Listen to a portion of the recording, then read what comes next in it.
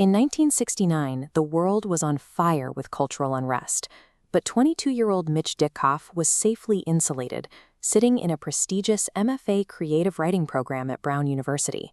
He spent his days sleeping 12 hours at a time, trying to paper over a mounting sense of existential dread by feverishly consuming classic literature. He studied the complex, divine translations of German poet Rainer Maria Rilke, largely to arm himself for conversations at ultra-hip academic gatherings. He learned to drop Wallace Stevens quotes on command to keep his professors nodding along, even though he had absolutely no clue why Stevens was considered such a big deal. These Ivy League soirees were populated by famous traveling bards, men like Kurt Vonnegut, whose brilliance couldn't quite mask the deep disappointment and sadness etched into the laugh lines around their eyes. Surrounded by all this literary greatness, the environment felt incredibly hollow. Mitch wasn't developing his own voice. He was overcompensating, building a clever disguise to survive in a room full of pretenders. At one of these parties, emboldened by a large glass of cheap red wine, Mitch approached his mentors with a simple test.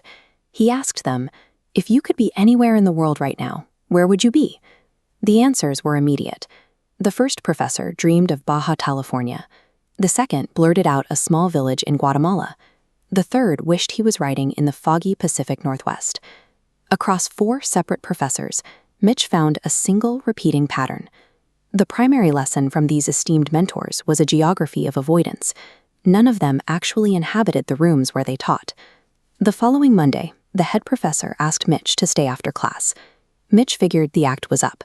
His spotty, derivative work had caught up with him, and he was getting kicked out. Instead, the faculty offered him a fully funded teaching scholarship. Mitch saw his own future in those professors. 20 years from now, he'd be the one in the polyester shirt dreaming of Guatemala while a student asked him the same question. He rejected the scholarship and quit, realizing that the academic study of poetry was merely a way to avoid participating in it. 2 weeks later, he was in Cambridge, Massachusetts, working as a night clerk at a hotel. He took the job to free up his days. He prioritized active participation in the poetry of life over the analysis of it, seeking a state of absolute presence in his surroundings. This meant paying attention to the people right in front of him. People like Walter, a diabetic homeless man outside the local bodega, who asked for money as a social lubricant, when what he really craved was a witness. Years later, he found the same raw material in Edmundo, an Uber driver who insists Mitch sit in the front passenger seat like a close friend. Edmundo explains that sitting in the back makes him a target for police, who impound cars to protect the local taxi monopoly. If he loses the car, he loses his transportation to gigs with an 80s Spanish rock band.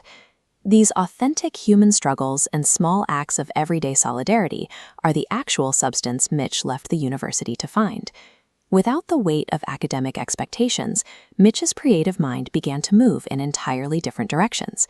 He began envisioning ancient mystic poets like Rumi and Kabir, spending their night hanging out in a modern bowling alley. He pictures them knocking back Bud Lights and scoring strikes entirely by accident, as their aim wanders in fabulously random ways. In another scenario, he imagines opera legend Luciano Pavarotti standing right in his kitchen, weeping over the joy of songs he never wrote, while aggressively chopping garlic for pasta sauce. This unconstrained imagination is a direct result of his departure from the professional literary track. When the poet stops trying to be important, the world reveals its inherent magic. Today, Mitch is an established author with collections like Unspoken Word, Love, Longing, and Letting Go. But he hasn't lost his sense of play. Recently, he asked ChatGPT whether reading his poetry would help cure his dandruff.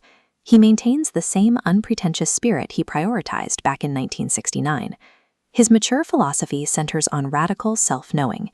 He argues that once you truly know the self you are, the exhausting labor of improving a self-invented persona becomes unnecessary. This manifests in a rejection of artificial order. He questions the necessity of making his bed when his mind feels like a swirling nebula, and he lights his best candles for himself rather than waiting for guests.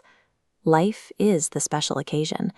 Forcing a rigid structure on your surroundings often serves as a distraction from the beauty of the current moment. Mitch tells an anecdote about drafting what he considered to be the absolute perfect poem. Stunned by the purity of his own words, he left the page on a chair in his garden. An unexpected summer rain rolled through while he was inside.